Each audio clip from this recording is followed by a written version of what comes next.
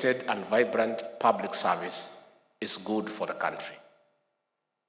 President Mwai Kibaki, the celebrated president of this republic, succeeded in turning around the economy of this country by empowering the public service and allowing them to work. Your Excellency, since you came to the office, you have dignified the public service. Before you took over, Your Excellency, the public service was demoralized. They were demeaned and treated like outcasts.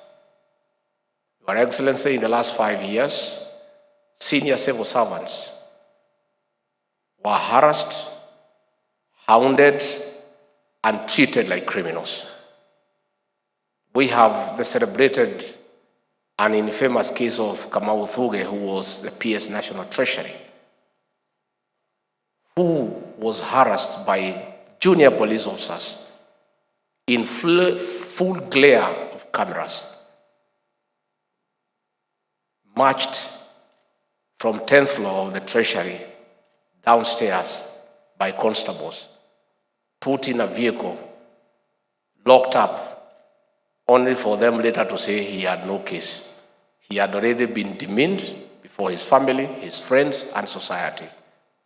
Your Excellency, we want to commend you for affirming that senior public servants need to be handled with the dignity and decorum. We are not saying by any means that investigative agencies, where there are issues of impropriety, of mismanagement, of misappropriation, should not do their work. All we are saying is that before you can conclude that somebody has done something wrong, protect his or her dignity. Because these public servants have families, they have friends, they have people they go to church with, and it is wrong to humiliate them and treat them unfairly before you have a case against them.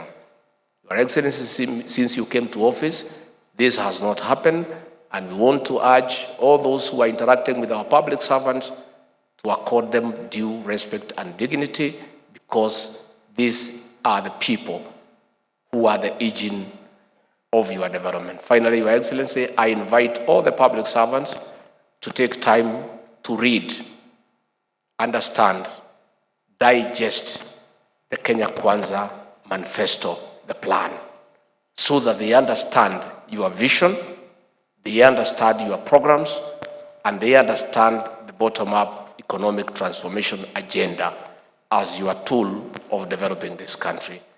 Once they have understood the plan, they will make your work very easy. Performance of the public service must then be integral in driving the bottom-up economic transformation agenda as an offshoot in realizing the Kenya Vision 2030 that seeks to transform Kenya into a globally competitive, prosperous country. Meanwhile, the rallying call in performance contracting, as Aisha has said, is what gets measured, gets done. Adoption of performance contracts ought to establish uniformity, consistency, and objectivity in measuring public service performance. Hence, its implementation must henceforth fast-track the linkage between planning and budgeting phases to clear outputs and outcomes. The first-level performance contracts are signed annually in tandem with the government's budgeting cycle between yourself and the respective cabinet secretary, after which they are cascaded to downstream institutions. So in a few weeks' time, we shall be signing performance contracts with you. Your Excellency, whereas implementation of performance contracting has been on course, its potential is yet to be fully realized. Hence, we are now committing to enhance linkage of performance contracting to key performance indicators contained in the program-based budget under implementation by MDAs.